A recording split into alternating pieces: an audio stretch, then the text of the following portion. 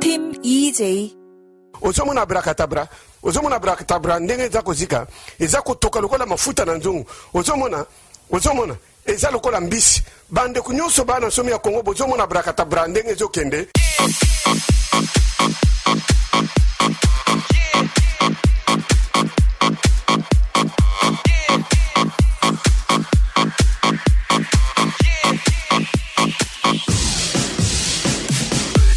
이 박사 김용민의 투돼지 쇼.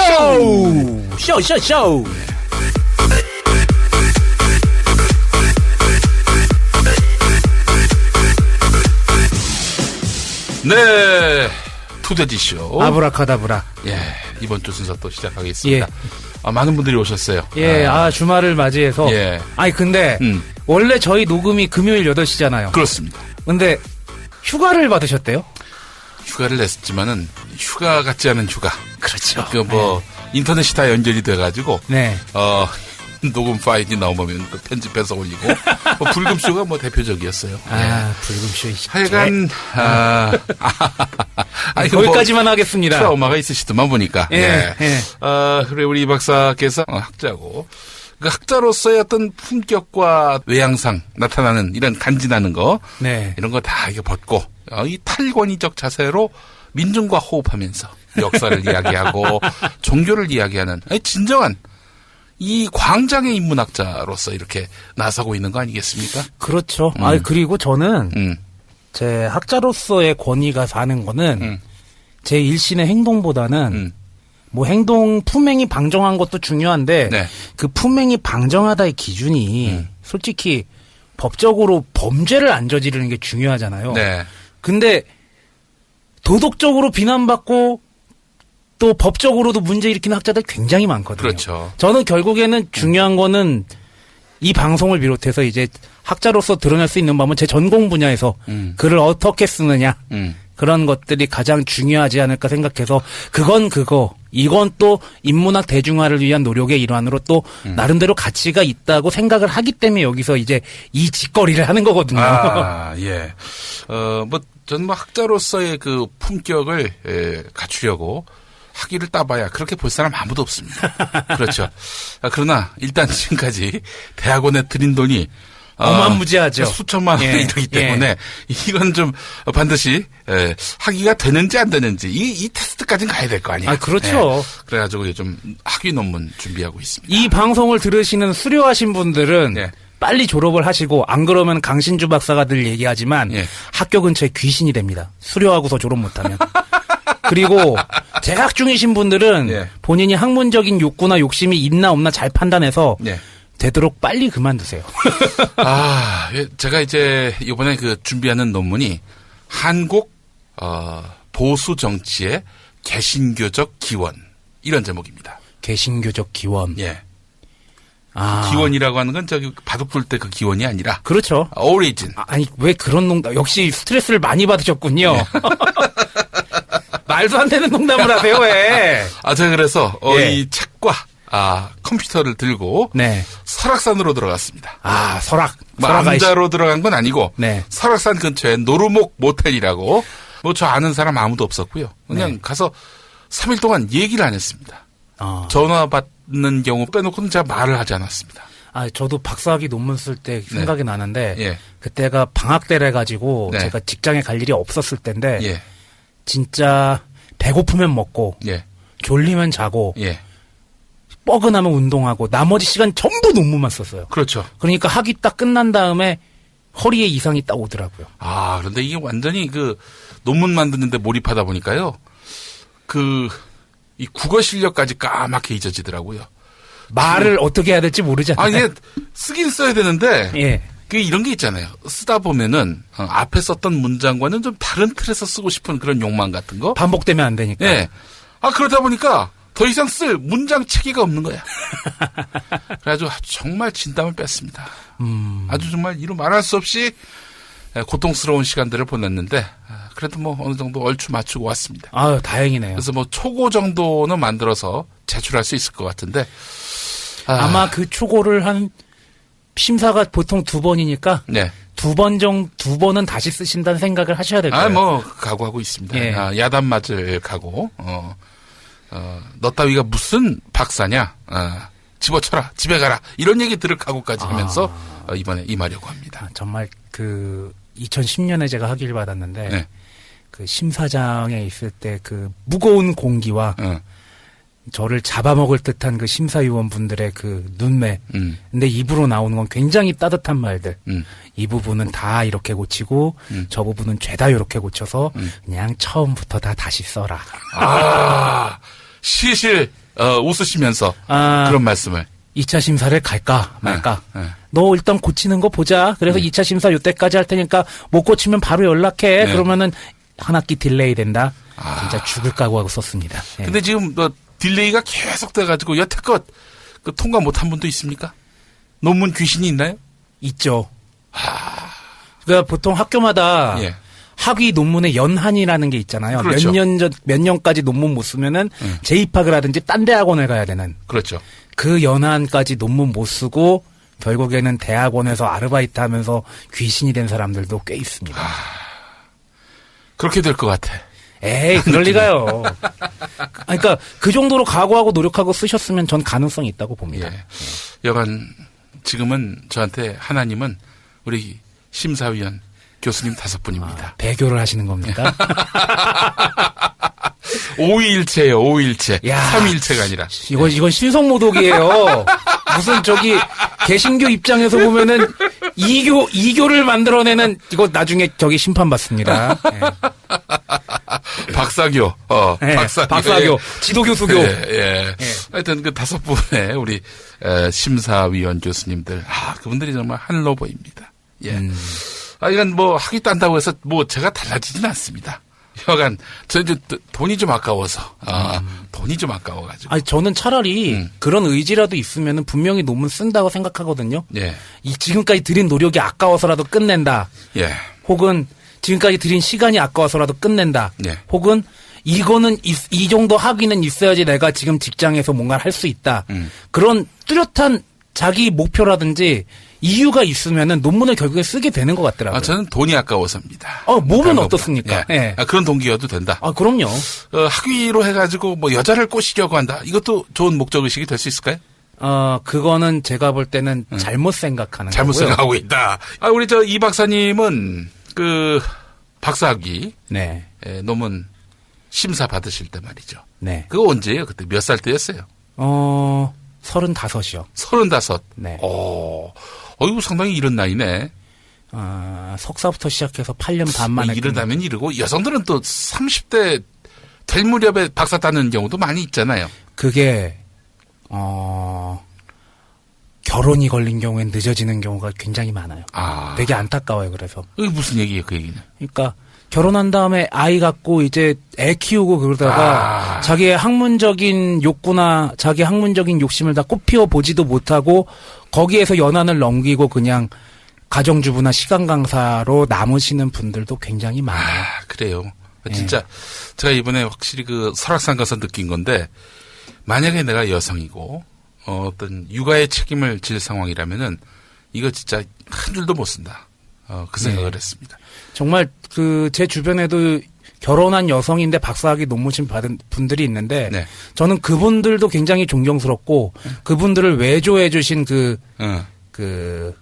개인적으로 매형이라고 부를 만한 그분들 또 굉장히 좀 존경스럽게 보고 있어요. 하여간 전 그래서 집에서 이 논문을 쓸 수 있었는데 못 써요. 좀 지난주에 제 셋째 아이가 돌이었습니다. 첫돌. 첫돌이었습니다. 만약에 집에 있었으면은 에볼라 바이러스가 들이닥칠 가능성이 여기서 에볼라 바이러스는 애를 볼라 바이러스. 그렇지. 큰일 날 뻔했습니다. 그래서 제가 설악산으로 도망왔는데 3일 동안 그 애들 다 챙기느라고 우리 아내 고생 많았습니다. 제가 진짜 만약에 학위를 받는다면은 학사모를 우리 이 아내한테 이렇게 탁 씌워줄 때 눈물이 날 것 같습니다. 저도 학위 수여식 할 때 생각나네요. 그러니까 학위 수여식 끝난 다음에 식구들이랑 밥을 먹는데 이제 주변 분들이 너 학위 기라고 이제 뭐 박사 학위 기 뭐 해가지고 이렇게 하나씩 주잖아요. 제가 그 학위기를 이렇게 어루만지면서 지그시 바라보더래요. 예. 전 그럴 줄 몰랐거든요. 아니, 박사학위 받는 거지 바빠 죽겠구만 또 가서 또 강의 가야 되는데 전 그 생각밖에 안 했거든요. 네. 근데 제가 그랬다니까 나도 모르게 울컥한 게 있었구나. 아니 박사학위 논문 얘기를 왜 이렇게 길게 할까 우리가. 네. 오늘 저희가 박사 얘기를 시작한 거는 오늘 또 다른 이 박사 얘기를 하려고 하기 그렇죠. 때문입니다. 예. 그 박사가 누구냐? 네, 여러분 안녕하세요. 저는 대한민국의 호리호리한 신바람 이 박사입니다. 한번 만나볼까요? 일베와 어버이 연합을 위한 국부 바로 알기 캠페인 드라마 신바람 리박사. 자, 여러분 저는 대한민국의 신바람 이 박사입니다. 오래간만에 나왔어요. 좋지? 한번 오래간만에 한번 놀아보실래요? 좋지? 자, 모두 나오시기 바랍니다.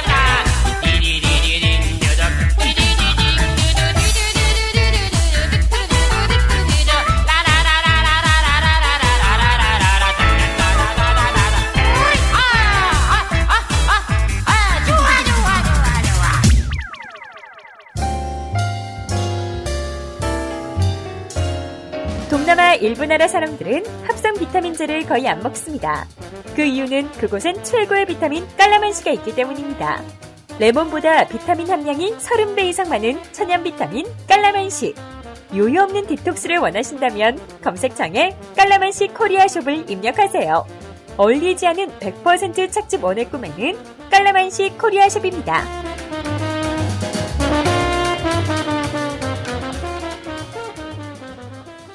리승만 박사. 리 박사네, 예. 리 박사. 신바람 리 박사. 예. 저희가 국민 라디오에서 신바람 리 박사 드라마도 했었는데, 네. 우리 이승만 박사님 하면은 또 여러 가지로 우리가 좀 짚어볼 대목이 있습니다. 이분이 교회 권사였고 장로인가요? 명예장로인가 막 예, 그럴 겁니다. 명예장로 받은 걸로 알고 있습니다. 예. 이분은 뭐 정치사적으로도 굉장히 좀 의미가 있는 분이죠. 뭐 어떤 분들에게는 국부로 통하는 분들입니다. 그래서 국부가 그 양반들이 하는 국부와 제가 하는 국부가 좀 다르지 않았나라는 생각이 좀 들었어요. 이승만 박사는 대한민국 역사에서 국부죠. 국부예요. 네. 저도 국부라고 생각합니다. 예. 그런데 우리 EJ에서도 리승만 박사 얘기를 했겠죠. 몇 번 했죠. 예. 뭐 우리가 또 그 이 박사, 이 작가의 EJ 같은 방송을 할 수는 없는 거고, 개신교 역사 속에서의 그 이승만의 역사. 한국 현대 종교사에서 예. 이승만 초대 대통령이 첫 폈던 종교 정책으로 인해서 우리나라의 종교 지형이 어떻게 달라졌는지 그렇지. 한번 볼 그렇습니다. 필요가 있죠. 1899년 그때 고종 황제를 주저앉히려고 정부 전복에 나섰죠. 우리 이 박사가, 예, 이승만 박사가, 예. 자, 그래서 이 양반이 그래가지고 국사범이 된 거 아닙니까? 감옥에 갔다가 탈옥한 걸로 알고 탈옥을 있어요. 했어요. 그래서 종신형에다가 백대 태형, 네. 매맞는 태형, 네. 태형을 이제 선고받았는데, 여기서 태형 얘기 잠깐 하면은 네, 보통 사극에서 예, 저놈에게 곤장 100대를 쳐라. 그렇지, 그 엉덩이 베껴가지고, 예, 엉덩이 베껴가지고 커다란 예, 장 친다 그러잖아요. 예, 그 고을의 수령, 예, 그리고 한성부나 혹은 의금부, 예, 혹은 추국을 할 때, 국가 차원에서 추국을 할 때 다룰 수 있는 몽둥이와 네, 형의 종류가 다 달랐습니다. 그래요. 그러니까 각 지방관이 예전에는 사법권과 예. 행정권을 다 가지고 있었는데, 예. 그러니까 고을 수령이 저놈을 매우 쳐라 뭐 그렇게 얘기를 할 수가 있겠죠. 예, 예. 근데 그때 저놈을 매우 쳐라 할 때 쓸 수 있는 몽둥이는 기껏해야 회초리 정도에 불과했고, 태형으로 해서 장을 진짜 볼기를 치는 거는 예. 거의 국가 차원 아니면은 그런 형을 내릴 수가 없었다고 그러더라고요. 왜 초리가 더 아플 것 같은데. 글쎄요, 그건 모르죠. 때릴 때 네. 엉덩이를 때리잖아요. 예. 안 아플 것 같은데. 내가 엉덩이가 워낙 두꺼워가지고. 아니, 예. 상상을 해보세요. 예. 물을 한 바가지 팍 뒤집어 쓰고, 예. 맨 엉덩이에 물 뒤집어 쓰고, 쫙쫙 맞는다고 생각을 해보세요. 아니, 질감은 좀 나겠지. 근데 맞는 사람이 아파야지. 알겠습니다. 예. 자, 사실은 이제 1894년 말에 배제학당에 이승만이 이제 입학을 합니다. 배제학당, 지금 배제고등학교 아니겠어요? 네. 배제대학교도 있고. 네. 여기 아마 감리교 계열일 겁니다. 미션 스쿨이죠. 예. 배제학당 그 교가 아세요? 모르겠습니다. 통상 무슨 뭐 산이 나오고 강이 나오고 뭐 전기가 나오고 그러잖아요. 예. 여기는 배제학당 교가가 우리 배제학당 노래합시다 이거예요. 우리 배제학당 노래합시다. 노래하고 다시 합시다. 우리 배제학당 노래합시다. 영원 두고 가도록. 라라라라 시스템마 배제학당 시스템마. 라라라라 시스템마 배제학당 시스템마. 배제학당에서 잘 성장한 이승만. 나중에 이제 그 1899년 고종황제 몰아내려고 했다가 이렇게 붙잡혔고요. 그러다가 또 이제 탈옥까지 했단 말이죠. 그래서 종신형에다가 백대 태형 이렇게 예. 중형을 선고받았습니다. 그러다가 경술국치 직전에 미국으로 건너가죠. 네. 미국으로 건너가가지고 박사학위까지 따고 옵니다. 예. 예, 박사학위인데 글쎄요. 뭐 사실 당시에 대한민국 민족 중에 유학파 박사 없었죠. 없었다고 봐야죠. 예, 그러니까 그 이승만은 나중에 뭐 대통령이 된 뒤에도 자기를 대통령으로 불러주기보다는 박사로 불러주길 바라는 예. 뭐 그랬다는 이야기가 있어요. 그래서 일부 보수층에서 그 민족자결운동 주장한 윌슨이 예, 윌슨 대통령이 이승만 대통령의 지도교수였다라고 강력하게 주장을 했는데 그게 아님이 밝혀졌죠. 어디에서? 뉴데일리에서. 뉴데일리에서 윌슨 대통령이 지도교수가 아니었어요라고 자기네들 자중질환이 일어나는 그런 총극도 빚어졌습니다. 예. 이게 이 보수의 문제는 뭐냐면은 자꾸 이렇게 신격화하고 신화화합니다. 예. 있지도 않은 사실을 갖고 막 있는 것처럼 만들어서 그 사람을 빛나게 만들려고 해요. 예. 그래야 스토리텔링이 되니까. 예. 이게 신화화한다는 게 뭡니까? 구라친다는 거죠. 그렇죠. 없는 사실 만들어내가지고 이 사람 빛내게 하려는 거. 이런 신화화의 유혹에 빠지게 되면 말이죠. 결국에는 이건 보수가 그만큼 자랑할 역사가 없구나. 자랑할 스토리텔링이 없구나. 이런 것들을 드러내는 겁니다. 사람에게 환상을 심어주는 거죠. 그렇죠. 사실만 얘기해야 됩니다. 불편하더라도 그 사람 잘못한 거 있으면 잘못한 게 있었다. 이렇게도 지적해줘야 되고요. 아니 인간이 신입니까? 뭐 다 오는 것처럼. 이 우리 박근혜 대통령 보면 말이죠. 지금 그 양반이 무슨 생각으로 대통령하고 있는가. 저는 딱 하나밖에 없다고 봅니다. 뭐냐? 아버지 명예회복. 이거예요.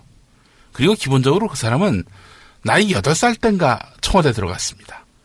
뭔가 좀 생각이 바뀌기 시작하는 시점부터 청와대에 들어가서 30 다 될 때쯤 결국 이제 아버지가 죽어가지고 청와대에서 나온 거 아닙니까? 이 사람의 그 사고방식 속에는 어쩌면 대통령이 일종의 어떤 가업이다. 이렇게 생각할 수도 있어요. 전 그래서 박지만 씨를 주목합니다. 정말이에요. 저 혹시 이 가업이라고 생각해서 다음 대를 박지만으로 밀고 가려는 거 아닌가. 그러면은 김일성, 김정일, 김정은 3대 세습을 욕할 구실이 점점 없어지는데 이거 왜 이러실까? 저 잘 보세요. 조중동 봐봐. 조선하고 중앙은 3대 세습. 그리고 지금 저 동아는 4대 세습제예요. 얘네들이 세습 갖고 잘 비난하지 않아. 북한 체제에 대해서. 예. 우리가 그 점을 좀 주목할 필요가 있어요. 그러네요, 진짜. 예. 걔네들이 무슨 뭐 독재 통치, 뭐 반인권 이런 건 욕해도 세습 이런 거 잘 얘기하지 않습니다. 예. 또 군대 안 간 거 이런 거 얘기하지 않아요. 잘. 그리고 박근혜 대통령께서 잘 기억하셔야 되는 게 지금의 의료보험에 관한 기초를 다지신 분이 아버님이셨던 박정희 대통령입니다. 예. 그리고 그 엄청난 의료보험의 혜택을 다 갈아엎으려는 건 아버님이 유지를 잇는 것이 절대 아니라는 점. 자주국방이야말로 박정희 대통령의 트레이드 마크 아닙니까? 네. 근데 자주국방 이거 실종되고요. 이거 외주국방이 돼버렸어요. 미국에 완전히 의존하는 전시작전 통제권 무기한 연기 이거 아닙니까? 지하에 계신 아버지가 벌떡 일어나실 일입니다. 예전에 제가 아비나 딸이나 이러지 않았습니까? 네. 아비보다 못한 딸 이렇게 수정을 해야 될 판이에요. 현충원에서 뚫고 나오시겠습니다. 네, 박정희 대통령과 그립다고 세상에 이명박이 그리운 정도가 아니라 박정희가 박정희가 그리운 정도야. 위험해요, 이거. 위험한가? 예. 예. 아니, 자주 국방만은 생각해봐야지. 그렇잖아요? 예. 예를 들어서 우리가 외적으로부터 침입을 받았어. 아니, 미사일 한 방이 우리 국토에 떨어졌단 말이지. 사람이 죽었어. 뭐, 시설이 파괴되고, 어마어마한 그런 타격을 입었단 말이지. 이때, 미국한테 가가지고, USA에 001 눌러서 전화해야 되죠, 뭐. 공격할까요, 말까요? 예를 들어서 그 외적이 일본이라고 한번 쳐보죠. 일본이 우리한테 그렇게 공격을 해왔다. 뭐, 비근한 예로, 독도를 공격했다. 미국이, 야, 일본한테 반격해라. 니들도 자존심 있는데, 그거 맞고 가만히 있을래? 이럴 미국이냐, 이거예요. 난 아니라고 보는 거지. 아니, 지금 당장에, 아예 연평도 포격대도 그렇고, 네. 민간인들이 죽었잖아요. 네. 뭐, 기본적으로는 우리나라의 그 허약한 군대, 지금 허약해진 군대에 대해서 비판을 할 게 많지만, 궁극적으로 봤을 때 그런 일이 또 일어났을 때 우리는 과연 어떻게 대응해야 될지, 전작권이 없는 상황에서, 네.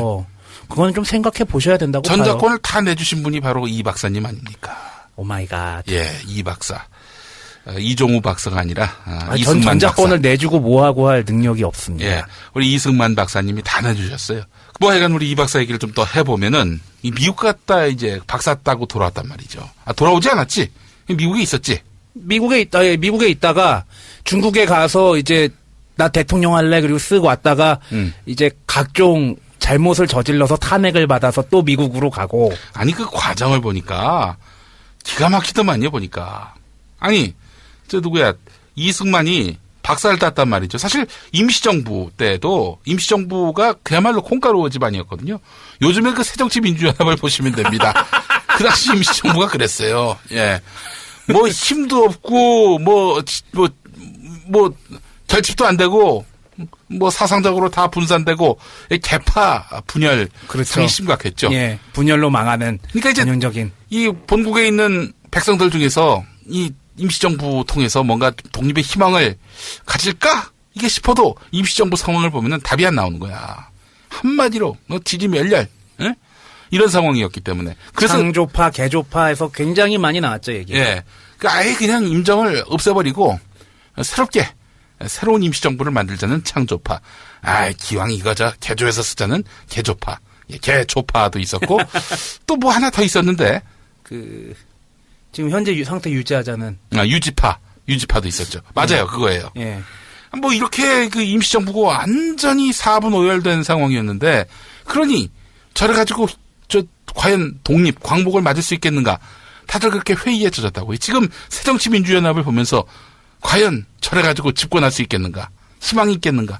이런 마음하고 동일했단 거죠. 그런 상황에서 결국 장준하 선생이 결국 일본군 탈출해 가지고 어마어마한 길을 걸어서 대장정을 하셨죠. 중경까지 왔죠? 중경이죠? 충칭, 중경. 네. 중경에 도착해가지고 내가 지금 어떤 심정이냐면은 다시 일본군 들어가서 비행기 몰고 전투기 몰고 폭격하고 싶은 심정이다. 와가지고 임시정부를 폭격하고 싶은 심정이다. 그런 말을 할 정도였습니다. 아주 개판이었던 거죠. 예. 자, 그런 임시정부를 개판으로 만든 그 원흉이 바로 우리 이 박사예요. 그죠? 그렇죠. 반성하세요. 예. 제가 잘못했습니다. 예. 제가 잘못했습니다. 뭐 이런 역시 거. 성대모사는 난 못 이기겠다. 앞으로 하지 마. 이 박사가, 그렇게 이제, 처음에, 자기가 박사라고, 가방 길다고, 그런 식으로 해가지고, 자기가 임시정부 대통령이 된 거 아닙니까? 뭐, 그것도 이유가 되겠죠. 뭐, 대통령도 아니었어. 무슨 직 하면는지 정확하게 기억은 안 나는데, 대통령 아닌, 다른, 국무총리였나? 맞아요. 국무총리였어요. 그러다가 리승만은 한성 임시정부 집정관 총재 직함을 갖고 있었다. 박사님, 집정관 총재를 영어로 어떻게 표기할까요? 집정관 총재, 그거 프레지던트라고 해. 프레지던트면 대통령? 아는구만. 그런데 말이야, 아이의 이름을 대통령으로 바꾸면 어때? 집정관 총재를 대통령으로. 알겠습니다. 아니, 뭐야? 여기 있지도 않고 그나마 가방줄 길어서 그냥 이름만 넣어줬는데 그걸로 대통령 명함을 파고 다니시겠다? 내버려둬. 우리도 이승만 박사 이름이 필요해서 끌어다 넣은 거 아니야? 에휴, 박사만 아니면 정말. 뭐 꼭 이런 생각을 갖고 있었는지는 모르겠다만 독립운동가들 사이에서는 설왕설래했던 것이 사실이다. 왠지 점점 자기가 봤을 때 만족스럽지 않았어. 미국에서는 대통령이라고 하는데 프레지던트라고 하는데 그래서 그냥 자기가 임의로 대통령 이렇게 직함을 만들어가지고 명함을 뿌리고 다닌 거야. 그래가지고 명함 뿌리고 국채 발행하고 미국에서 그러고 다녔대잖아요. 아니 근데 임시정부 대통령이면 임시정부에 있어야지. 왜 미국에 있어? 밖에서 계속 놀고 그래서 들어와라 해서 들어와서 기껏 한 게 여기 지금 현재 상황 파악한다고 회의 안 하고 밖에서 다른 사람들 뭐 하나 다 체크하고 파악하고 있고. 여행도 했어요. 예. 중국 관광도 했어. 그랬죠. 어쨌든 그 임정 그렇게 해가지고 임정에서 사실상 쫓겨났어요. 그렇죠. 미국 가가지고 또 임정을 씹고 다녀요. 그렇죠. 뭐 하는 거야 이게 무책임하고 뒤끝까지 있는 이런 이 박사. 뒤끝 장렬이죠. 전 대단했습니다. 하여간 그 이후의 일들도 기가 막힙니다. 이와 관련해서 제가 책 한 권 추천하고 싶습니다. 독부 이승만 평전이라고 김사몽 선생이 쓰신 책인데 난 세상에 그 평전을 읽고 이렇게 배꼽 잡고 웃은 적이 또 있었나 싶습니다. 진짜 웃깁니다. 이런 인간이 어떻게 대한민국의 국부라고 말할 수 있는가. 예. 그래서 저는, 이 국부의 의미가 그 나라 국자의 아비부자가 아니라 또 다른 의미의 국부겠거니, 이렇게 생각을 안 할 수가 없었습니다만은. 자, 해방이 됐습니다. 해방이 되고 나서, 그냥 미국이 어마어마하게 이승만을 밉니다. 그리고 반면에 김구 선생을 어마어마하게 홀대를 해요. 김구 선생이 1945년 11월에 귀국을 합니다. 사실 그 김구 선생은 이 해방되고 나서 침통해 하셨습니다. 이게 자력에 의한 해방이 아니었잖아요. 그랬죠. 예. 이런 말을 했어요. 기쁜 소식이라기보다는 하늘이 무너지는 듯한 일이었다. 우리가 이번 전쟁에 한 일이 없기 때문에 앞으로 그 발언권이 약할 것이다. 아니나 다를까. 그렇게 되지 않았습니까? 당장 383 이남에 미군이 들어와가지고 진주를 했는데 이때 미군이 그 남한의 국가를 세팅을 합니다. 지들 멋대로. 그 일제가 패망해가지고 자기 나라로 돌아갔으면 당연히 이 나라의 민족 구성원들에게 돌려줘야 마땅한 거 아닙니까? 그 잠시간의 치안을 유지하는 차원에서 미군정이 과도기로 있을 수는 있겠지만은 이 미군정이 대한민국이란 나라를 세팅할 자격은 없죠. 거기다가 당시 해방 이후에 저희가 여러 차례 여운형 선생이 얘기하면서 얘기를 했었지만 충분히 저희는 임시정부가 빨리 들어와서 정권을 세우면은 충분히 남북한이 분열되지 않은 상태에서 치안을 유지하면서 자치를 할 수 있는 준비는 다 돼 있었거든요. 예.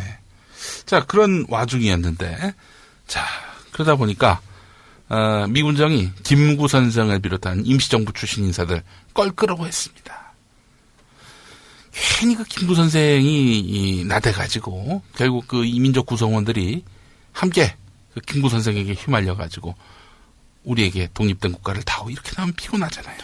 지금 말씀하신 거는 미 군정의 입장이죠. 미 군정 입장에서 그렇죠. 예.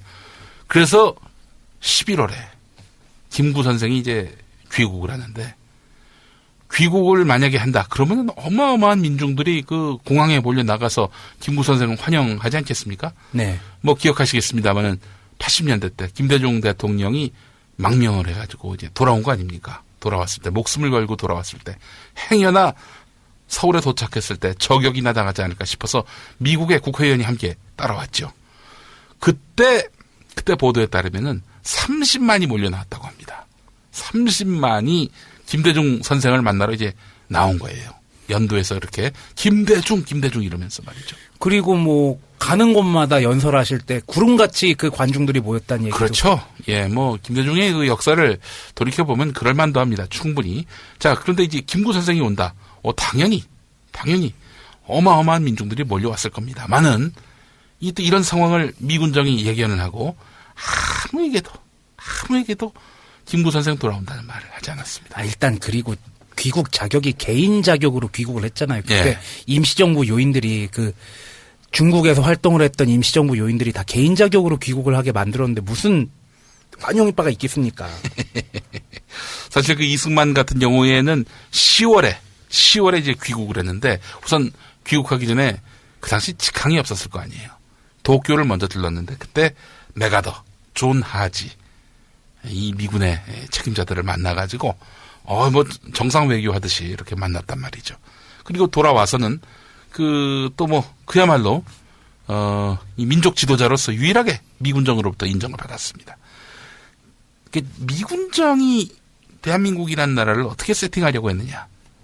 이겁니다. 쉽게 말해서 친미 개신교 국가. 이렇게 세팅하려고 했어요. 자, 그렇다면 친미 개신교 국가의 이상을 시연할 수 있을 만한 한국인 리더는 누가 있느냐? 이 박사밖에 없는 거지. 이 박사. 네. 그래서 이승만 박사를 이렇게 딱 세운 거고 김구 선생은 껄끄러운 거야. 뭐 여운형이니 이런 사람들도 마음에 안 들었고. 그래서 그냥 뭐 누가 죽였는지는 알 수 없고 뭐 대략은 짐작은 가지만 뭐 구체적으로 누구라고 딱 지목할 수는 없지만 이 뭐 김구, 송진우, 여운형 이런 사람들이 민족 지도자들이 하나둘씩 총 맞아서 혹은 테러를 당해서 세상을 뜹니다. 그래서 결국 이승만 세상이 됩니다. 이승만이 대통령이 됩니다. 자, 이승만이 대통령이 됨으로써 결국 나라는 개신교 편향으로 가게 됩니다. 뭐 아시겠습니다만은 어마어마하게 이승만이 개신교를 밀어줬죠. 예. 뭐 대표적인 몇 가지 예가 있는데 일단 뭐 당장 초대 내각 같은 경우 무려 43%가 개신교인이었습니다. 그랬죠. 네. 대통령 최측근, 지근거리에서 보좌하는 그 사람들이 바로 정보 업무를 담당하는 사람들 아니겠습니까? 예. 이 사람들도 다 개신교 인맥들이었습니다. 미군정의 친미 개신교 국가로 만들려는 의지가 있었겠지만 네. 이승만 대통령이 어떠한 생각을 가지고 있었는지를 알 수 있는 몇 가지 연설을 보겠습니다. 네. 1945년 11월에 한 연설에서 지금 우리나라를 새로이 건설하는 데 있어서는 튼튼한 반석 위에다 세우려는 것인데다. 오늘 여러분이 예물로 주신 이 성경 말씀을 토대로 해서 세우려는 것입니다. 부디 여러분께서도 하나님의 말씀으로 반석 삼아 의로운 나라를 세우기 위해 매진합시다. 라고 얘기를 하고요. 그리고 이어서 1946년 3.1절 기념식에서 한민족이 하나님의 인도하에 영원한 자유독립의 위대한 민족으로서 정의와 평화와 협조의 복을 누리도록 합시다. 라고 했습니다. 밖에서 웃네. 웃어. 모처럼 이 박사에게 웃음을 주네요. 예. 자, 연설문에서 예. 성경 말씀을 토대로 해서 나라를 세우려고 한다. 예. 그리고 한민족이 하나님의 인도하에 영원한 자유독립을 누렸으면 좋겠다. 이거는 굉장히 정치 편향적이고 본인이 어떤 나라를 세우겠다라는 그런 의지를 가지고 있는 게 딱 나오는 거죠. 그렇죠. 이미 그 배제학당 다닐 때도 미국, 영국 봐라. 잘 사는 나라들 아니냐. 이 나라들이 다 예수를 믿었기 때문에 이 부강하게 된 것이다. 이 나라의 희망은 예수를 믿어야 한다. 이런 얘기를 합니다. 개신교인들한테는 사실 뭐 이게 너무나 당연한 얘기일 수도 있겠지만은 이 개신교인 아닌 사람들 듣기 얼마나 열받습니까? 그렇죠. 예.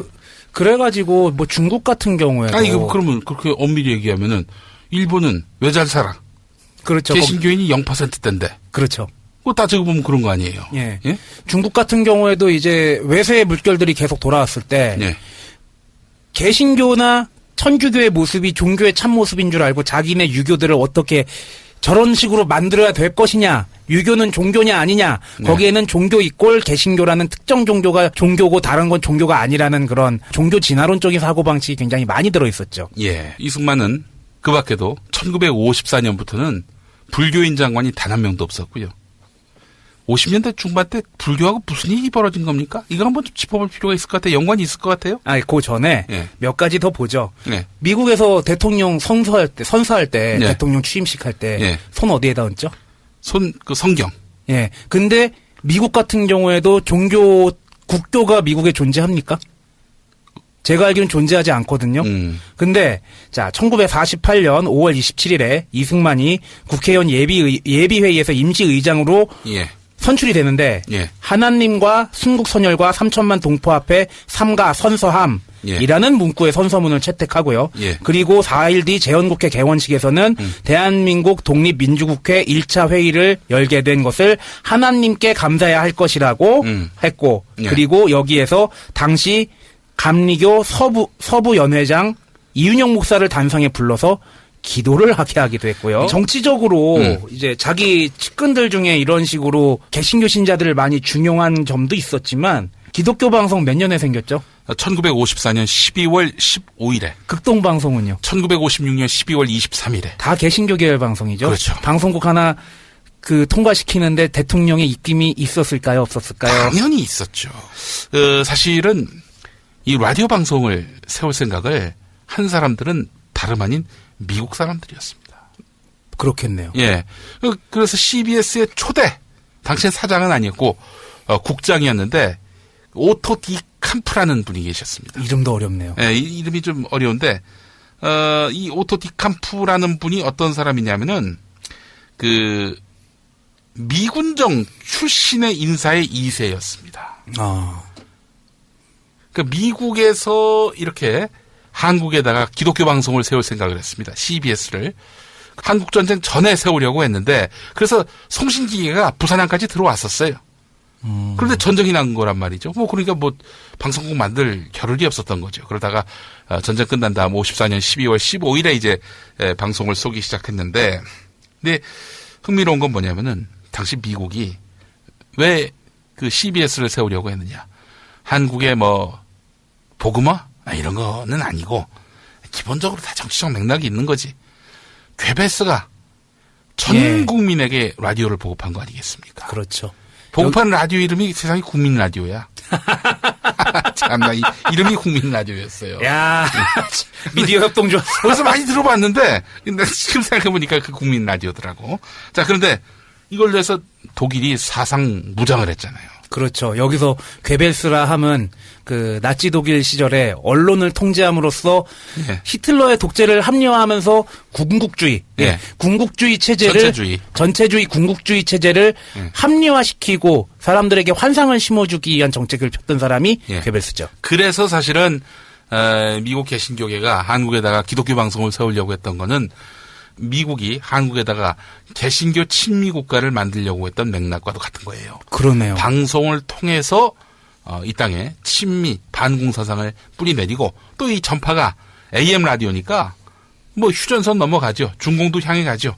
그렇게 해가지고 이들에게도 복음 전파를 내보내서 자본주의 사회의 우월성 같은 것들을 보여줌으로써 냉전 시대 때 뭔가 좀 우위를 확보하기 위한. 그래서 미디어가 중요한 겁니다. 그래서 여기 이 방송 들으시는 저희 팬분들, 특히나 미디어 협동조합 조합원 여러분, 그리고 EJ 생활역사협동조합 조합원 여러분들의 역할이 굉장히 중요한 겁니다. 그래서 국민 라디오, 국민 TV, 이 미디어 협동조합의 방송 매체들이 생존을 해야 되는 이유도 그거죠. 예. 그래서 사실은 이제 미군이 그렇게 해서 먼저 세운 것이 CBS인데, 근데 이 흥미로운 게 뭐냐면요. 이게 CBS를 세우는 데 있어서 배우 역할을 한 데가 미국 NCC였습니다. 아, 그래요? 예, 미국 NCC. 그런데 미국 교계가요, 1950년대 때 천지개벽을 합니다. NCC 계열이 진보 계열로 바뀌는 거예요. 진보한테 이니셔티브가 넘어가 버렸어요.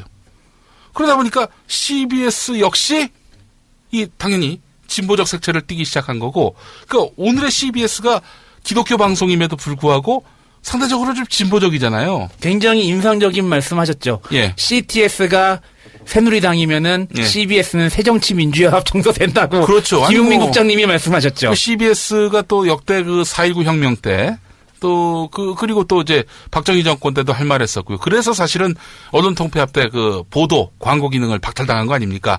보도 기능은 사회적 영향력, 광고 기능은 어떤 회사의 존립 기반, 이런 것들을 흔들므로써 사실상 없애버리려고 했던 거지. 그런 CBS가 정신이 아직까지도 이어지고 있는 거예요. 자, 그게 바로 50년대 때 미국의 교계가, NCC가 진보로 이제 변화하면서 자연스럽게 그게 바뀐 거죠. 자, 그러다 보니까 이 CBS를 믿기가 어려운 거야. 그래가지고 2년 뒤에 1956년 국제복음주의 방송국 해가지고, 미국의 보수 계열의 전국 복음주의자 협회, 그 NCC가 있다면은 여기는 NAE라고 해가지고 보수 계열의 교회연합단체가 극동방송을 여기다 세우게 됩니다. 그러니까 극동방송은 보수 아닙니까? 아주 뭐 이루 말할 수 없는 그런 장난 아니죠. 왕보수, 예. 극보수. 뭐 CTS 못지않은. 예. 그 우리 저 김장환 목사님이 극동방송 회장 아닙니까? 이 양반이 나온 학교가 밥 존스라는 신학교인데 침례교 학교인데 이거는 그 학교의 그 CC 이거를 학교 규율로 금지해요. 어이구야. 캠퍼스 커플 못하게 만들어. 그래서 우리 저 김장환 목사님은 또 그 지금의 사모님 미국인인데 이 양반을 그 학교에서 만난 CC예요. 그래서 결혼해가지고 결국 학교에서 쫓겨났어요. 야, 조선일보가 그래서 그 이 밥 존스 학교를 시대착오적인 학교라고 얘기했어요. 아니, 조선일보가 시대착오적이라고 했으면 말 다 한 거 아니에요, 이거? 아니, 나 근데 갑자기 또 여담으로 생각나는 게 예. 제가 이제 하루에 한 30분 정도씩 여기저기 공고문을 보거든요. 예. 근데 삼육대학교의 공고문을 보면은 삼육대학교. 예. 예. 항상 나오는 말이 흡연, 음주 금지. 만약에 흡연과 음주를 하다 적발될 시에는 계약을 그달로 파기하겠음. 라고 나옵니다. 교수. 교수가 됐건 교직원이 됐건. 딸이 없나? 그 얘기. 딸이 금지 이건 없나? 아, 참 그런 얘기 없었어요. 예. 그렇군요. 그거 삼육대학교랑 별 차이가 없네요. 삼육대학교는 어떤 학교냐면요. 그 안식교라고 예. 해서 이 뭐 안식교가 뭐 교리에 대동소이함은 있지만 가장 근본적인 문제가 뭐냐면은 거기는 주일을 토요일로 지냅니다. 네. 뭐 그런 차이 정도예요. 채식 많이 하고. 저도 거기 계열의 영어학원 SDA를 좀 오래 다녔지 않습니까? 예. 근데 그래서 그 SDA 야간반이 시작되는 날은 항상 일요일이었어요. 토요일에 쉬고. 예. 그리고 거기에 SDA 선교사 겸 영어학원 선생님들은 짜장면 집에 가도 돼지고기를 안 먹습니다. 아하. 한 그릇은 돼지고기 빼고 조리해 주세요. 예. 이렇게 얘기해야 돼요. 삼육투유. 바로 삼육대가 만드는 예. 그런 건데 이 안식교, 안식교의 그 삼육대학교가 서울 노원구 공릉동에 위치해 있습니다. 경춘서 폐선부. 경춘서 폐선부지 바로 옆에 있어요. 예. 예. 자, 하여간 우리가 그 방송국 얘기를 했는데 예. CBS하고 극동방송의 이런 컬러의 차이 이런 것들이 또 굉장히 또 시대적인 그 의미가 있었던 거죠. 어쨌든 둘 다 CBS하고 극동방송 모두 다 이승만 대통령 때 허가가 된 겁니다. 지금 여러분들 군대 가신 분들은 잘 아시겠지만 군종이라는 거 있습니다. 네. 예전엔 군종이 예. 개신교밖에 없었어요. 그렇죠. 예. 그리고 저희가 이제에선 굉장히 많이 얘기했지만 적산. 일본 사람들이 우리나라에 와가지고 각종 신궁, 신사 그런 것들 굉장히 많이 세웠는데 해방된 이후에 그들이 철수하면서 그 자산들이 남을 거 아닙니까? 예. 그런 것들을 적산이라고 하는데 네. 적산에 굳이 기업체라든지 그런 것들만 있는 게 아니라 네. 종교 건축물들도 다 적산이 됐는데 이 적산들의 개신교의 특혜를 굉장히 많이 줬다는 얘기가 많죠. 예, 그렇죠. 뭐 그 밖에도 뭐 어마어마한 특혜가 있었습니다. 그래서 당시 개신교가 이승만이 그 선거에 나올 때마다 이승만 선거운동을 벌였어요. 지금 저 한국기독교교회협의회라고 NCCK가 지금이야 굉장히 진보적이고 또 사회적 약자를 돌보는 그런 개신교 연합단체로 이렇게 평가되지만 그 당시만 하더라도 완전히 이승만 빠였어요. 예. 이승만 대통령 당선을 위한 거의 전위대였습니다. 그때는 한기총이 생기기도 전이었고요. 예. 그렇게 배려를 해줬다는 것도 굉장히 중요한 게 예. 우리나라는 국교가 인정되지 않는 나라잖아요. 예. 근데 특정 종교의 선교사만이 군종으로 인정을 받고 군대에서 선교를 할 수 있는 자유가 있다는 것도 예. 굉장히 큰 문제가 되고 예. 비슷한 게 1945년에 크리스마스가 국경일로 지정이 됩니다. 이거는 딱히 이승만 대통령 탓이라고 할 수는 없지만 미군 전형의 탓이 더 클 수도 있겠죠. 그때 당시에 뭐 이승만 대통령이 뭘 하시지는 않으셨을 수도 있겠지만 네. 근데 생각을 해보세요. 국교가 인정되지 않는 나라에서 특정 종교의 명절만 쉬는 날이 된다는 것 자체도 굉장히 큰 문제가 있고요. 예. 나중에 1960년대 가야지 석가탄신일이 부처님 오신 날이 국경일로 지정이 됩니다. 이거 역시도 문제가 되는 게 예. 그럼 다른 종교들 네. 서태산 박준빈 기념일 아니면은 저기 증상 강일순 기념일 그리고 저희 천도교 쪽 그 10월 3일 개천절 그거는 그거 국경일로 지정하는 것부터 해가지고 예. 우리나라 종교가 수백 개가 있는데 그 종교마다 기념일 다 인정해줘야 돼요. 그렇게 따지면 그렇지 않습니까? 왜 특정 종교만 딱 기념일로 지정을 하냐는 거죠. 이것도 굉장히 특정 종교에 편향된 정책이었다. 크리스마스도 쉬지 말아야 한다 이런 말이죠. 뭐 일본 같은 경우에는 안 쉬잖아요. 모든 종교 기념일 다 우리가 쉬자는 그런 취지가 아니라 사실 그런 의미에서 보면은 우리 김장환 목사님 극동방송은요. 12월 25일은 당연히 쉬지요. 부처님 오신 날 안 쉽니다. 안 쉬어요. 인정하지 않는 거지. 아니 부처님 오신 날이 얼마나 개신교 천주교 신자에게 소중한 날인데 그날 체육대회 안 하면 언제 합니까? 주일에 할 수도 없고. 그래서 또 그 극동방송이 또 회사 아니겠어요? 예. 그러다 보니까 언제 쉬느냐? 12월 26일 날 쉽니다. 부처님 오신 날에는 정상 근무하고 12월 26일 성탄절을 심하다. 다음 날. 뭐 지금도 그런지는 모르겠어요. 저 다닐 땐 그랬는데 하여간 그런 태도가 좀 우스웠고요. 자, 하여간 이렇게 개신교를 팍팍 밀어줬단 말이죠. 네. 그런데 이제 개신교가 그렇게 신자 수가 늘지 않았습니다. 예. 이 점은 좀 짚고 넘어가야 되겠습니다. 해방 전에 37만 정도 됐는데 1950년에 60만에 달했고 뭐한 하야 시점인 1960년에는 160만 정도였다는 거죠. 예. 그런데 폭발적으로 늘어난 때가 있었으니 바로 박정희 정권 때였습니다. 이승만 정권 때 그렇게 팍팍 밀어줬는데도 불구하고 불과 얼마 늘지 않았고요. 여기 통계를 보면은 해방 직후 남한 전체 인구의 2에서 3%였는데 예. 1960년에는 7.5% 정도로 성장을 했다고 그러고 예. 여기서도 똑같이 1960년대에서 70년대 제가 보고 있는 자료에서도 네. 비약적인 성장을 거뒀다고 얘기를 하고 있습니다. 예, 그렇죠.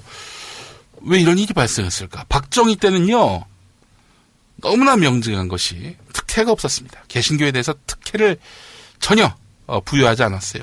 박정희가 어쩌면 개신교를 많이 이용했던 측면은 있었죠. 왜냐하면 개신교는 다 미국하고 연관이 돼 있으니까 박정희가 쿠데타 일으키고 난 다음에 미국이 박정희를 의심했어요. 남노당 출신이니까 이거 뭔가 빨갱이 아니냐 이렇게 의심을 했었을 때 한경직, 김환란 이런 사람들이 가가지고 내가 보증할게. 박정희 괜찮아. That's okay. 뭐 이렇게 했단 말이죠. 그렇게 이용을 했고 또 한참 교신 때 이렇게 인권 탄압을 자행하니까 김장환 목사 극동방송 회장 이분이 건너가가지고 이 한국은 종교의 자유가 보장된 나라다. 일부 소수의 사람들이 저렇게 정치적 그렇게 노선을 걸어가지고 박정희 정권을 괴롭힐 뿐이지 박정희 정권은 이렇게 기독교 선교에 대해서 아무런 제약을 두지 않다. 이렇게 또 홍보하고 다녔어요. 이게 뭐 하는 짓인지. 여하간 어쨌든 그런 식으로 미국한테 가가지고 박정희 정권에 대해서 홍보를 했던 이런 몰지각한 목사들의 행보가 있었던 거죠. 예.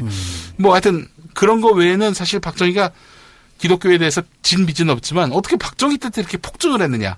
이 부분은 또 나중에 조용기를 얘기할 때 설명을 드리겠지만 일종의 세트 플레이예요. 세트 플레이. 이게 뭐냐면은 박정희가 초고속 성장을 막 악셀을 밟고 달렸잖아요. 성장 중심적인 경제 정책. 압축 성장이라고도 부르죠. 단기간에 그 초고속 성장을 꽤 하다 보니까 도시화가 되고요. 그 빈농화가 되고요. 물가가 폭등하고요. 땅값이 어마어마하게 뛰고요. 이랬단 말이죠. 도시 빈민들이 생겨납니다. 이 도시 빈민들이 그럼 어디 가서 이렇게 위로를 얻느냐? 사실은 다른 유럽 같은 나라는 이에 폭동을 일으키게 되거든요. 이 혁명이 일어납니다. 예. 근데 이 혁명의 어떤 그런 뜨거운 열기를 이 순복음교회가 다 흡수를 한 거죠. 순복음교회가 어떻게 했냐면은 사람들 다 끌어모아요. 모아가지고 예수를 믿으면 네가 건강해지고 부자가 되고 나중에 구원도 받는다. 이른바 삼박자 구원론을 이렇게 설파를 합니다. 이 사람들은 뭔가 이 구조적인 잘못에 의해서 자기들이 가난해졌는데 이런 거에 대해서 항거하고 개선하기보다는 내가 신에게 의지하면 나도 저기 소수의 부자들처럼 부자가 되겠지. 이렇게 생각하게 된단 말이죠. 그렇게 빨아들여가지고 결국 순복음교회가 커졌고 개신교 인구가 폭증했던 겁니다. 박정희가 예를 들면 조용기하고 같은 종교고 또 조용기를 그렇게 해서 밀어준다? 그러면은 조용기 그렇게 못 갑니다. 뭔가 박정희의 색깔과 차별되잖아요. 박정희는 불교고 또 그 집안 자체가 이 개신교와 전혀 가깝지 않아 보이니까 박정희 가문이. 근데 조영기가 그렇게 해서 좀 빛이 난 거예요. 그 차별화가 되는 의미도 있다고. 근데 이건 뭐 이승만하고 개신교는 거의 합체가 되다 보니까 민중들이 선뜻 그렇게 마음의 문을 열지 않았던 거죠. 근데 박정희 때는 권력과 개신교는 상관이 없다. 뭐 이렇게 판단이 됐든지 그 어떤 차별화에도 일종의 성공했던 측면이 있었고요. 물론 조영기 자체는 박정희에게 밀착을 했죠. 그렇죠. 박정희가 정치적 위기를 만날 때마다 박정희 쉴드 치고 다녔고요. 그랬던 조영기이긴 하지만 어쨌든 불교 한번 봅시다. 자, 불교 정화운동이란 게 일어납니다. 예. 그게 불교계 내부에서 이루어지는 운동이라면 뭐 오케이죠. 주목하고 또 예. 박수를 보낼 일인데 예. 근데 이게 이승만이 그렇죠. PD였다면서요. 그렇죠. 이게 내용을 보면은 비구승, 제가 지난 시간에 잠시 얘기했지만 결혼하지 않은 비구승과 결혼을 한 승려들의 숫자가 있었어요. 근데 일본 같은 경우에는, 일본 불교 같은 경우에는 승려를 직업으로 유지를 하고 있는 결혼한 승려들이 존재를 했거든요. 예. 근데 당시에 수적인 비중을 보면은 해방 당시에 결혼한 한 비구승들이 200에서 300명. 근데 결혼한 승려가 약 7,000명에 달했다고 합니다. 이게 수적으로 굉장히 비구승이 열세였다는 거죠. 그러니까 이 비구승들이 쫄쫄쫄쫄 이승만에게 쫓아갑니다. 저희 좀 도와주십시오. 네. 그래가지고 우리의 비구승들이 굉장히 많이 이승만 대통령을 지원을 합니다. 1956년에 이승만 대통령 재출마 호소하고요. 3.15 부정선거 때 조계종이 조직적으로 동원이 되기도 하고요. 그리고 불교 정화운동을 했던 모 스님이 자유당에 정치자금을 제공한 혐의로 4.19 혁명 직후에 검찰 조사를 받기도 합니다.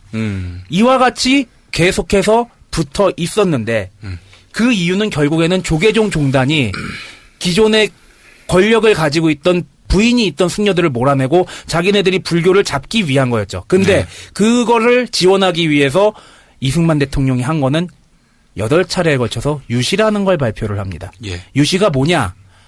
일종의 연설이죠. 그러니까 뭐 공식적인 법도 아니고 뭐 이런 그 국무회의에서 시행령이 통과된다든지 예, 뭐 그런 게 아니라 국회에서 그냥 입법이 된다든지 그런 게 아니라 말 한마디 하는 거죠. 예.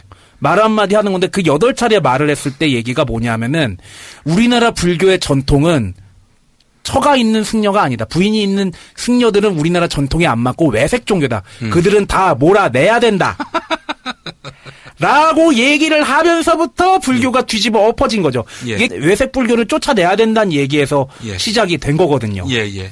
그래가지고 여기에 대해서 그 불교계가 내부 종권 다툼에 국가 권력에 의지하거나 폭력을 동원해서라도 자기들의 목표를 쟁취하려고 했다. 예. 그리고 거기에 이승만이 부응을 한 거고 굉장히 불교계가 빌미를 제공했다라는 주장이 굉장히 많죠.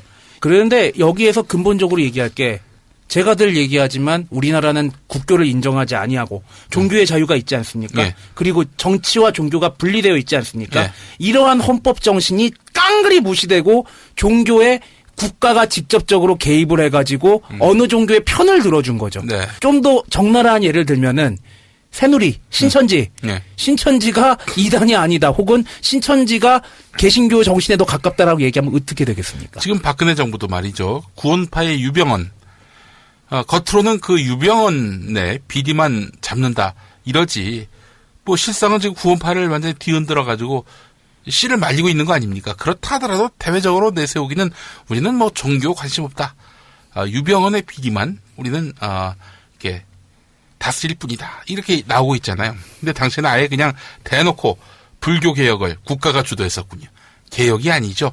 불교 죽이기를 한 거군요. 그렇죠. 예. 이걸 통해 가지고 기존의 종단들을 뒤집어 엎고 그랬던 행동을 한 겁니다. 저는 중요한 게 뭐냐면요.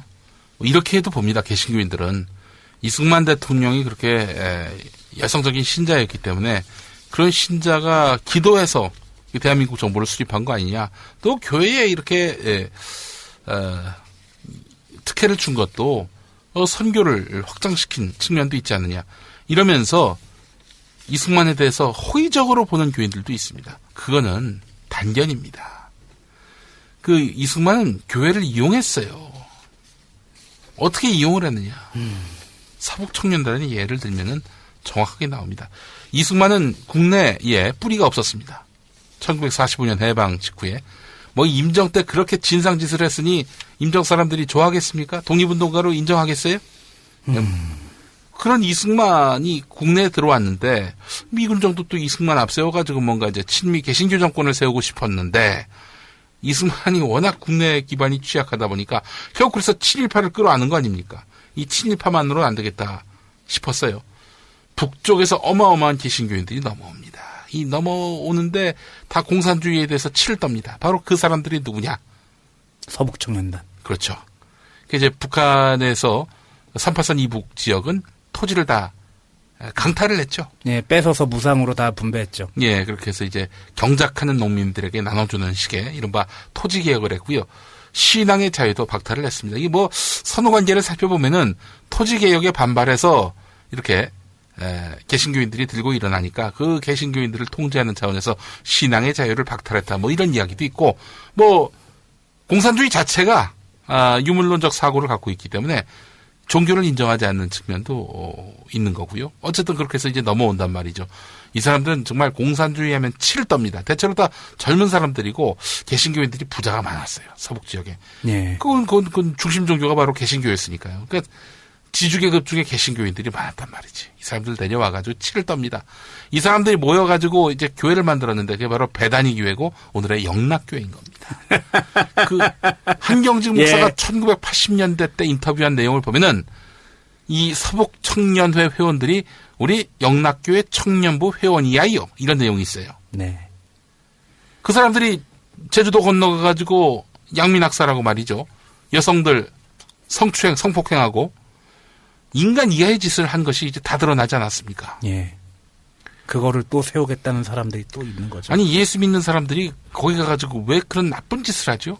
물론 십자군 전쟁도 아마 그랬을 겁니다. 예. 신의 이름으로 이루어지는 전쟁이기 때문에 적은 가혹하게 죽여도 상관이 없다. 그러니까 양민들도 다 적으로 본 거죠. 예. 애매하면 다 적으로 몰아붙인 거예요. 그렇죠. 그게 바로 서북청년회의 만행인 겁니다. 예. 근데 흥미로운 게 뭐냐면요. 압록강 행진곡이라고 아세요? 처음 들어보네요. 독립군가 중에서 우리는 한국 독립군 조국을 찾는 용사로다.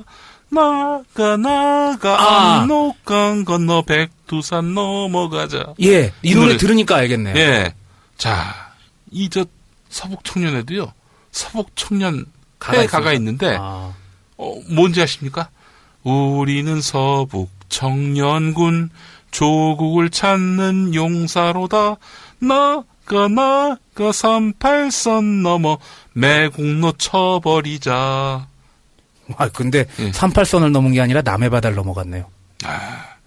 남해 바다 건너에 그 어떤 영적 38선 이북에 빨갱이들이 있다고 본 거겠지. 이게 자기들의 행동이 광복군의 그 어떤 의거와 동일하다. 감정이입을 한 거예요. 이런 서북청년회의 만행에는 개신교계, 그 뒤에는 이승만 정부가 있었다는 설이 아주 유력하게 제기되고 있습니다. 예. 그래서 결국에는 이승만 정부가 행동하는 이 뭔가 자신의 지지 기반, 젊은 지지 기반으로 이들 북에서 이탈한 월남한 그런 이 사람들하고 결탁해서 결국 그렇게 백색 테러도 행했고요. 예, 얼마 전에 해제된 그 미국 측의 기밀 문서 보면은 이승만 대통령이 서북청년단이라든지 뭐 보도연맹에 관련돼서 많은 부분 알고 있었다는 얘기가 많이 있고요. 네, 그렇습니다. 자, 오늘 제가 이승만 정부 때 그 개신교가 어떻게 특혜를 받았고 그 특혜 배경은 무엇이고 본질은 무엇인지를 짚어보는 시간 가져봤는데 오늘도 끊임없이 그 많은 개신교 목사들이 권력에게 알랑방귀 끼면서 기득권을 넓혀가는 그런 과정들 한번 살펴봤습니다.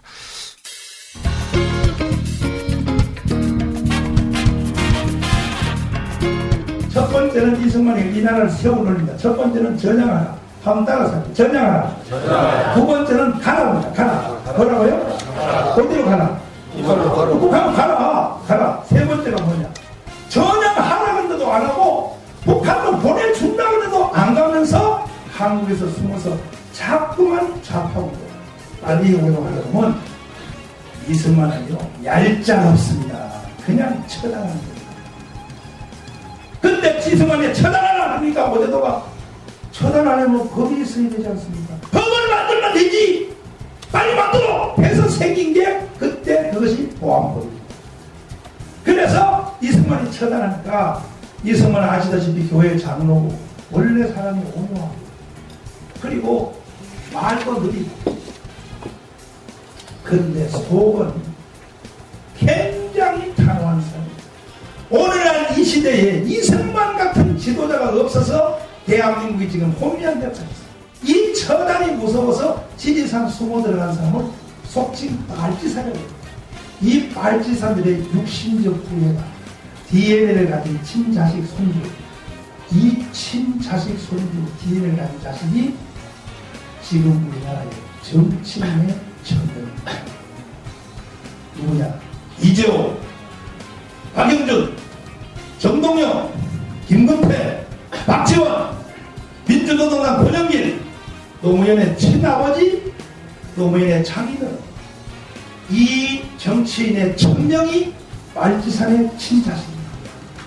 지금 대한민국은 그들의 천명 속에 들어갔어요. 이 나라는 끝냈습니다. 이 정교조한테 세뇌돼야 돼요. 그러다 목사님이 자기들을 이기다 못 이기니까 저한테 데려왔어요. 야, 내가 정강훈 목사님 한 번만 만나러 왔는데 돈 100만 원 줄게. 얘가 돈 100만 원 달라고 만나러 왔어요. 저는. 그래서 제가 딱 불러놓고 그랬죠. 너는 일생 거짓말 속에 살다 죽을래? 사실을 알고 죽을래? 뭐는 사실이고 뭐는 거짓인 줄 알고. 너가 지금 하는 정교조한테 배운 이 모든 38선의 원리는 미국이 그었다. 이 모든 것은 다 거짓이다. 그 목사님 거짓이라는 증명을 했어요. 해서 제가 2차 세계대전 역사를 또 2시간 동안 애한테 설명했습니다. 내가 말하는 말 중에 하나라도 틀린 게 있으면 내가 너한테 100만 원씩 또 준다. 그랬더니 얘가 다 듣더니 몸을 푹 떨렸어. 나 오늘부터 정교조 고발하겠습니다. 대학교 2학년입니다. 그래서 너무 억울하다고 해서 나는 대한민국을 위해서 산다고 해서 얘가 여군 장교도 지망해가지고 영천에서 훈련 다 마치고 인간된 지 1년 됐습니다. 지금까지는 이승만 영화를 만들려 하고 있는 빤스 목사 전광훈의 멘트. 투 돼지쇼 EJ 생활역사 협동조합과 미디어 협동조합이 함께 만드는 본격 종교 교양 프로그램입니다. 철학박사 이종화, 방송인 김용민이 함께합니다. 이 방송은 팀 EJ 팟캐스트에서 듣고 계십니다. 제일 먼저 접하기 원하시면 매주 수요일 0시 국민라디오에서 만나실 수 있습니다.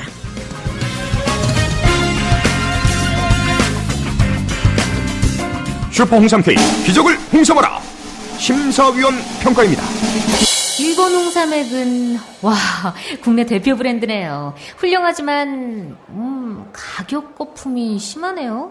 인삼도 직접 재배하지 않은 거라 홍삼 특유의 소울이 부족해 보여요. 이번 홍삼액은 다른 약재를 추가해서 기교를 부렸네요. 홍삼 대신 다른 약재를 넣으니까 가격이 떨어지는 거잖아요. 홍삼 진정성이 아쉽네요. 정성농장 홍삼액. 우리가 홍삼 전문가 맞나? 우리도 이렇게 못 만들어요. 인삼 재배, 수확, 세척, 증삼, 건조, 추출까지 한 농장에서 다 끝낸 거거든요. 그러면서 어떻게 이 가격이 나오죠? 놀랍네요 정말. 정성농장 홍삼액 최고점 나왔습니다. 과연 가격은 얼마일까요? 정성농장 홍삼을 검색하세요. 자, 그러니까 이런 이런 이승만 시대에 개신교가 이렇게 특혜를 입은 거는 이게 뭐 그 사람이 기독교 신자여서 이승만이 기독교 신자여서 기독교 부흥을 위해서 뭐 다른 종교는 욕을 먹겠지만 그래도 개신교인들에게는 어떤 좋은 평가를 받기 위해서 그러니까 자기가 믿는 신 하나님에게 인정받기 위해서 그렇게 했던 신앙심의 발로였느냐? 난 아니라고 본다 이거지. 저도 그건 아니라고 봐요. 미국의 친미 기독교 국가 이 건립을 위해서 말하자면은 이승만을 이용한 거죠. 이승만이 퍼펫이 된 거죠. 예. 마스터가 미국이 되고 예. 마스터 오브 퍼펫 꼭두각시 놀이에 예. 꼭두각시가 된 거가 아닐까라는 생각도 들어요. 한국의 개신교 목사들도 다 이승만 정권 때 어마어마한 떡고물을 쳐먹으니까 그 또 선거 때마다 그 이승만 띄워주기, 이승만 밀어주기 이렇게 했단 말이죠. 그러다 4.19 혁명이 발발합니다. 완전히 멘붕에 빠진 그렇죠. 거예요. 이걸 어떻게 이게 어떻게 그동안 우리가 올인을 했는데 불교 쪽에서도 그런 사람이 있었다고 말씀드렸잖아요. 글쎄요. 자, 그러다가 이제 그 5.16 군사 쿠데타 내란이 이제 일어나지 않습니까? 내란이 일어나고 나서는 쌍수를 들어 환영을 했습니다. 그랬던 개신교였습니다. 저는 한경직 목사 얘기를 안 할 수가 없습니다. 이분이 바로 그 서북 청년회 의 뿌리였던 영락교회를 만든 분 아니겠습니까? 네. 존경받는 면도 있지만은 저는 참 이분 참 저는 욕을 할까 말까 되게 장고를 때리시는 왜냐면 우리 것 같아요. 아버지가 한경직 목사 장례식 설교를 했거든. 좀 적당한 선을 좀 지켜줄 필요가 있어요. 이 1화만 말씀을 드리겠습니다. 돌아가신 그 시민운동가 오재식 선생님이란 분이 계십니다. 오재식 선생님이 영락교회를 다니고 있었는데, 영락교회를 다니고 있었나? 하여튼 한경직 목사하고 굉장히 친했습니다. 이 한경직 목사가 1970년 그때 11월에 무슨 일이 있었냐면은 전태일 열사가 자신의 그 몸과 법전을 불태워서 이 노동법이 허울뿐인 이런 대한민국의 현실을 고발하지 않았습니까? 예. 이분이 무슨 자신의 몸을 불태워서 뭐 자살하는 게 아니죠. 뭐 자살의 형태로 보일 수 있겠지만 자신은 이런 비참한 현실을 온몸으로 웅변하고 싶어서 이렇게 하면 사람들이 봐주지 않으니까 보도해주지 않으니까 이렇게 해서 이제 온몸을 태워서 이렇게 자결을 한 거죠. 예. 그래서 이제 정말 너무나 이타적인 이 죽음을 보고 오재식 선생이 그 근처 아니에요, 근처 명동 병원에 이제 그 안치가 돼 있었는데 명동에도 영락교회가 있잖아요. 예. 그래서 이제 한경직 목사 찾아가가지고 우리 교회에서 장례 예배 드립시다. 그랬더니 자살한 사람은 안 됩니다. 그랬다는 거예요. 예. 그게 바로 한경직 목사의 한계고 현실이고, 예. 그리고 그분은 유신기한 때 이렇게 영락교회 청년들이 들고 일어나서 집회할 때도 못 나가게 막았어요. 왜 막았느냐? 그 말로 하지 뭐 그걸 자꾸 이렇게 시위를 하면 안 된다. 말로 하지도 않았던 분이었습니다. 말조차도 안 했던 분이다. 그리고 나중에 전두환 그 광주 시민 그렇게 학살하고 나서 축복기도회까지 열었습니다. 그런 분이 한국 개신교에서 가장 존경받는 목사로 이렇게 추앙되는 현실. 그렇잖아요. 이런 불편한 진실, 불편했던 그 과거, 이런 것들은 잘 사람들이 평가하지 않습니다. 예. 그리고 한경직 목사가 청빈한 복음주의자로서의 삶을 살았다. 이런 점만 부각을 시키고 있습니다. 신화화하는 거죠. 스토리텔링을 만드는 거죠. 예. 참 연구자들도 답답할 거예요. 예. 자신의 정치적인 성향이나 진보적인 성향과 신앙심이 차이가 있는 사람들도 꽤 많을 텐데, 예. 뭐 복음주의 신학에 대해서 연구하시는 분들 중에 진보적인 분들도 꽤 있고 뭐 그런 예. 분들이 있는데 참 그 간극을 줄인다는 게 뭐 연구자 개인으로서도 굉장히 좀 힘든 문제네요. 네. 하여간 오늘 저희가 이승만의 시대 그 이야기를 해봤는데 뭐 괜히 또 역사를 또 짚은 이유는 다름이 아니라 종교를 정치가 어떻게 이용하는지 이 부분들을 봐야 됩니다. 십자군 전쟁도 실은 정치적 필요에 의해서 일어나는 사건 아니겠어요? 그렇죠. 예. 그렇죠. 종교가 주체성 없이 정치 논리에 휘말리는 그 배경, 그 뿌리는 뭡니까? 정교 분리라고 저는 봅니다. 정치는 분리 대상이 아니라 종교가 주도적으로 이 정치, 사회 현실에 대해서 감시하고 비평하고 또 계도할 수 있는 그런 주체성을 가져야 된다는 거죠. 우리는 정치 몰라요, 사회 몰라요, 우리는 오로지 개인 구원밖에 몰라요. 이러다 결국 먹힌다는 겁니다. 정교 분리에서도 굉장히 잘해야 된다는 얘기죠. 네. 그래서 정치는 종교를 건드릴 수 없지만 종교는 정치를 건드릴 수 있어야 된다고 저는 생각이 듭니다. 네. 왜냐하면 그네들도 주권을 가진 시민들이기 때문에 시민의 입장에서 종교가 정치를 건드리고 그네들이 생각하는 정의의 입장에서 건드리는 건 맞지만 예. 특정 종교가 편향적이도록 혜택을 받으려고 하는 건 물론 안 되겠죠. 네. 뭐 대표적인 예가 제2차 바티칸 공의회 전에는 천주교 솔직히 상당히 암울하지 않았습니까? 암울했죠. 예. 정권에 이제 꼭두각시 노릇도 많이 하고 정치적인 성향과 상관없으라고 얘기했다가 제2차 바티칸 공의회 이후 대중 속으로 들어가자는 얘기가 굉장히 많아졌고 그다음부터 천주교가 많이 바뀌지 않았습니까? 그렇죠. 예. 어찌 보면은 가장 프로테스탄트적이에요. 예. 도리어 지금의 개신교가 더 수구적이고 어떻게 보면 확실히 구태의연하고 천주교와 개신교가 역전을 많이 한 성향이 우리나라에선 보이네요. 예. 마지막 곡으로 준비한 노래가 레이 볼치의 어린 양을 따르리란 노래가 있습니다. 그래, 하여튼 여러분 한 주 동안 평안하시고 다음 주에 또 뵙도록 하겠습니다. 예, 안녕히 가십시오. 네, 이 박사님 수고하셨습니다. 예, 수고하셨습니다. If they would renounce the name of Christ, but one by one they chose to die. The Son of God they would not deny. A great angelic choir sings. I can almost hear their voices ring. I pledge allegiance to the land with all my strength, with all I am. I will seek to honor His commands. I pledge allegiance to